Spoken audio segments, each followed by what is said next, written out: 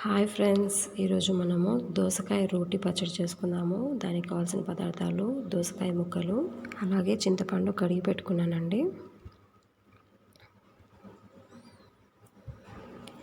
తర్వాత ఎండుమిర్చి,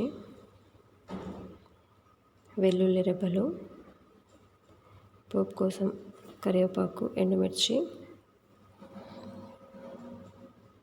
అలాగే ధనియాలు, మినప్పప్పు, శనగపప్పు, ఆవాలు, జీలకర్ర, మెంతులు ఇవన్నీ కలిపి మనము వేయించుకోవాలండి.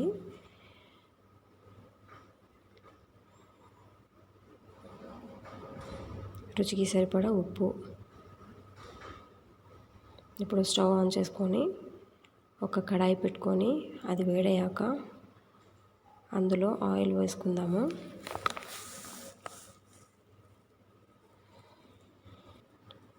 ఇప్పుడు ఇందులో ఇందాక చూపించాను కదండి, శనగపప్పు, మినపప్పు, ఆవాలు, జీలకర్ర, మెంతులు, ధనియాలు ఇవన్నీ కలిపి ఒకసారి వేయించి పెట్టుకోవాలి గోల్డెన్ బ్రౌన్ వచ్చే వరకు.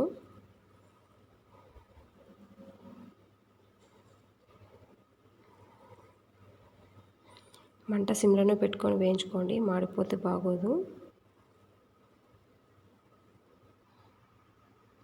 ఇవి గోల్డెన్ బ్రౌన్ వచ్చే వరకు వేయించుకుందాము.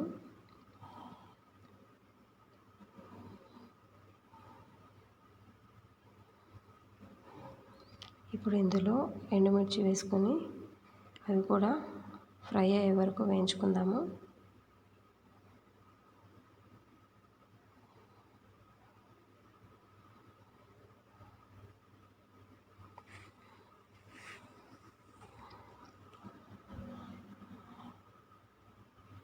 సిమ్లో పెట్టి వేయించుకోండి ఫ్రెండ్స్. చూడండి, అయిపోయింది కదా. ఇప్పుడు తీసేసుకుందాము.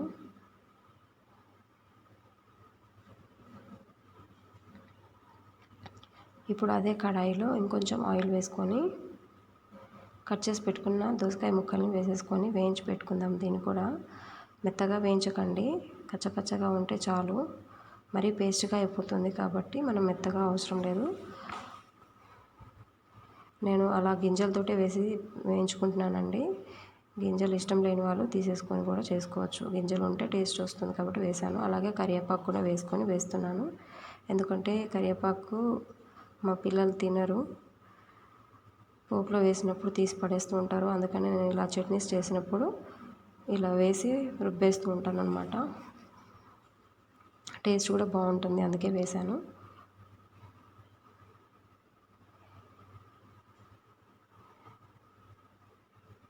చూడండి ఫ్రెండ్స్, ఇలా అయితే సరిపోతుంది. మరీ మనకు పేస్ట్లా అయ్యే అవసరం లేదు.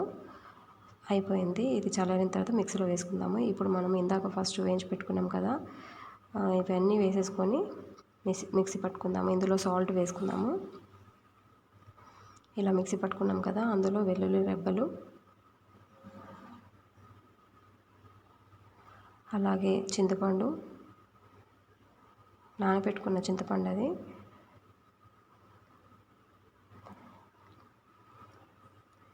అలాగే దోసకాయ ముక్కల్ని వేసేసుకుందాము. ఇది మిక్సీ పట్టేసుకుందాము. ఇప్పుడు స్టవ్ ఆన్ చేసుకొని ఒక కడాయి పెట్టుకొని పోపు పెట్టుకుందామండి. గిన్నె వేడయ్యాక అందులో ఆయిల్ వేసుకుందాము. అందులో ఆవాలు, జీలకర్ర, శనగపప్పు, మినప్పప్పు, ఎండుమిర్చి, కరివేపాకు వేసి వేయించుకుందాము. అది కొంచెం ఫ్రై అయ్యాక అందులో మన దోసకాయ పచ్చడిని వేసేద్దాము. ఇంతే ఫ్రెండ్స్, మన దోసకాయ చట్నీ అయిపోయింది. ఇది రోటీలోకి చాలా బాగుంటుంది, రైస్లోకి కూడా బాగుంటుంది. మీరు ఒకసారి ట్రై చేసి ఎలా ఉందో చెప్పండి ఫ్రెండ్స్ కామెంట్స్ రూపంలో. అలాగే నా ఛానల్ని ఎవరైతే కొత్తగా చూస్తున్నారో వాళ్ళు లైక్ చేయండి, షేర్ చేయండి, సబ్స్క్రైబ్ చేయండి ఫ్రెండ్స్. ఇంకా నేను చేస్తున్న వీడియోస్ మీకు నోటిఫికేషన్ రూపంలో రావాలంటే బెల్ బటన్ని ప్రెస్ చేయండి. ఇంతే ఫ్రెండ్స్, అయిపోయింది. మన రోటీ దోసకాయ చట్నీ పచ్చడి అయిపోయింది. మీరు ట్రై చేసి చూడండి, చాలా బాగుంటుంది.